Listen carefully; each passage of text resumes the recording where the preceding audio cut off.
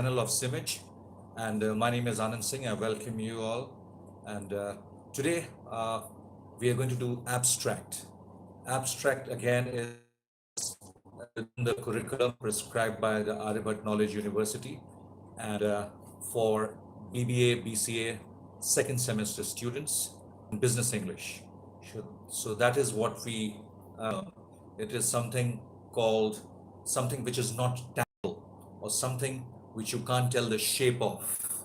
So that is something abstract. It usually refers to feelings like anger, love, and affection for that matter.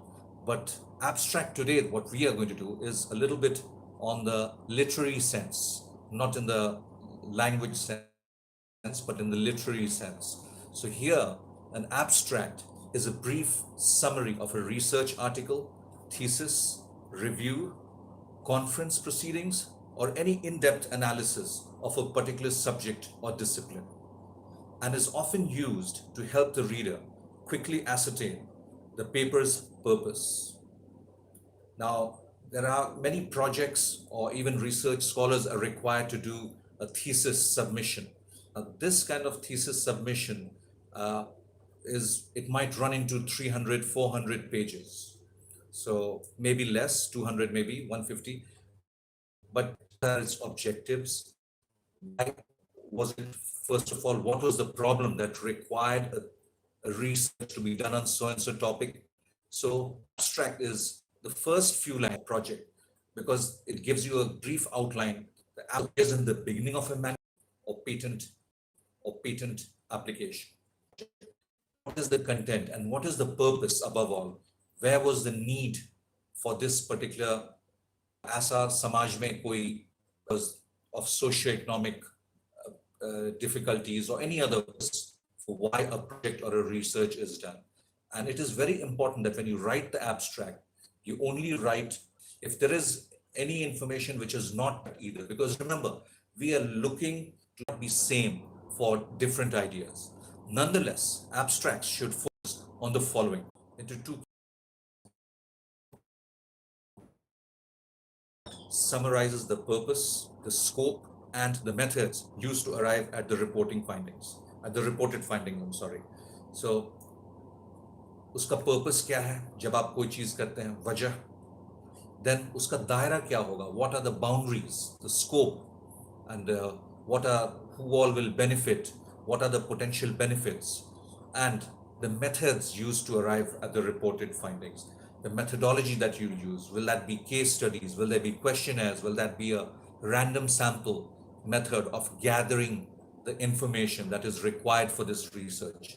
वो कौन सा methodology हमने प्रयोग किया है, वो भी हमें abstract में लिखना जरूरी होता है, जिससे कि जो पहली नजर से एक बार देख रहा है, that will invoke interest, as I mentioned before. So it is slightly expanded table of contents in sentence. We are talking about just now the descriptive abstracts. So we are talking about basically that. And I can see some good afternoons from everybody. I apologize, but I will not probably be able to take any questions as of now, but I will respond to you later on. That's a promise. So, and a descriptive abstract needs to be longer than several sentences. So that is a descriptive thing. It does not have to be very long. It is rather shown a few sentences, you can say at the most, because it just caters to very few things like the objective and the descriptive abstract. It summarizes the purpose, scope, and the methods that are used. But an informative abstract, the other type of abstract, is an expanded version. It is more all-encompassing and it takes into account many other things. So other than the same points that we discussed in descriptive about scope and the summary and the purpose, it also takes into account many other things which we will just now see. An informative abstract is an expanded version of descriptive abstract. In addition to information about the purpose, scope, and research methods used, now this is the extra part that comes in. The informative abstract summarizes the results. It derives a conclusion. And then any recommendations too. What are the recommendations that if so, these are the difficulties, these are the problem areas. These are the recommendations that I suggest to take us out of this problem. Once we use these particular methods, then so and so benefits will be achieved. I'm just giving you, because I don't have a literal example here, so I'm giving you on how the problems can be taken out. Now, let us look at some characteristics of an effective informative abstract. Remember, the informative abstract is the one which is longer. Okay.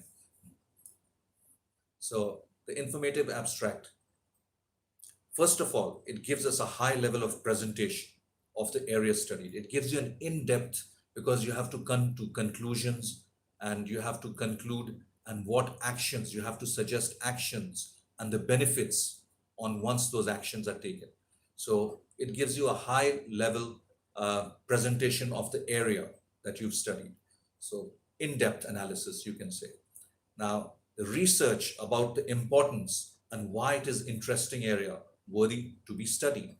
It also invokes interest on why, it gives you all the pros and cons, what all are the topics that are being discussed here, and what are the pros and cons. So that should invoke interest, because someone, he is not going to pick up a 200-page project or a thesis unless he finds the abstract interesting and intriguing. So you should be able to use the best of words to invite that person's interest. And you must present a high level description of the approach to describe each and everything on the modus operandi, or how the methodology of collecting the data, how you have collected the data, and what all nitty-gritties you have included in this. All this will invoke interest. And then lastly, but not the leastly, summarize the contribution, because it has to be in a summary form. It has to be short for you to be able to hold the reader's attention span.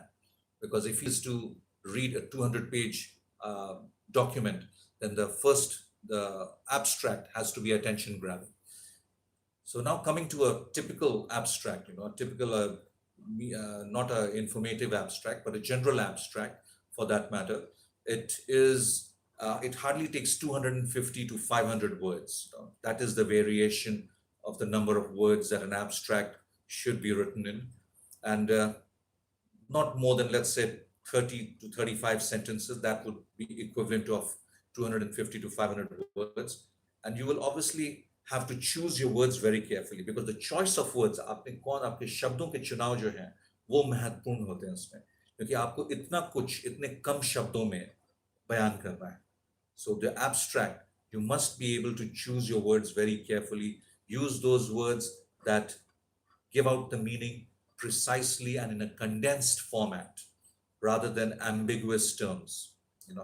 ऐसे words जो लोगों को समझ में नहीं आए, they will not be able to go through the whole abstract, forget the main thesis. So you use words which are interesting, which are able to condense, and which are simple to understand. When writing the abstract, examine every word carefully. If you can't tell your story in 100, if you can tell your story in about 100 words, do not use 200. Do not just expand it illogically without any reason. And then, of course, to use a clear, significant words that will impress the editors or the reviewer, and of course the reader also. So don't use ambiguous words or words which have no clear meaning. It'll be interesting for you to note that abstracts can be patented as well, because as you know, most writings are patented. A book, a research study, or a thesis is actually mostly covered under the patent law, because people don't want, a writer would not want his ideas to be taken away. That would give rise to plagiarism. So they patent their work. But even the abstract too is patented. But some publishers, in order to create interest for the rest of the thesis or project, they write it. So besides, there's a third type of abstract. We've just now covered the informative abstract and the descriptive. Once the computer age came along in the late year 2000, maybe it actually came to its zenith in the year 2000, late 2000. So a lot of researchers and scientific publications and journals and magazines began to use the computer, and with all its storage devices that you could access whenever you wanted. So they began to use computers for graphical abstracts.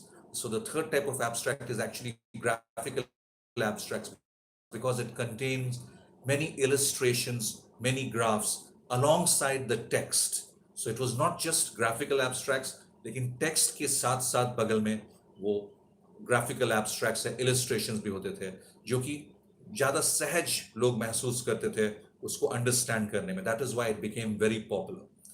The graphic is intended to summarize or exemplify the main thrust of the article. जो main जहाँ पे जो निचोड़ है article का, वहाँ पे उसको ग्राफिक्स को यूज किया जाता था, so as to make an imprint in the minds of the readers and the reviewers. So it is not intended to be as exhaustive a summary as the text abstract. Rather, it is supposed to be indicative and the type, scope, and technical coverage of the article at a glance. So the graphical abstract was supposed to be a at a glance summary. That is how it was designed, or that is the purpose that it was meant to serve, with technical coverage and the scope and the type of that particular graphical abstract to be at a glance view. So these were the three types of the abstracts that we discovered. And I'm sure that this lesson, it was not very long, because the subject matter, the content of abstract is rather short, but it is very important all the same. And we must keep in a nutshell that this is an important tool, because every thesis, every report, every proposal carries before it as a introductory, and it carries an abstract.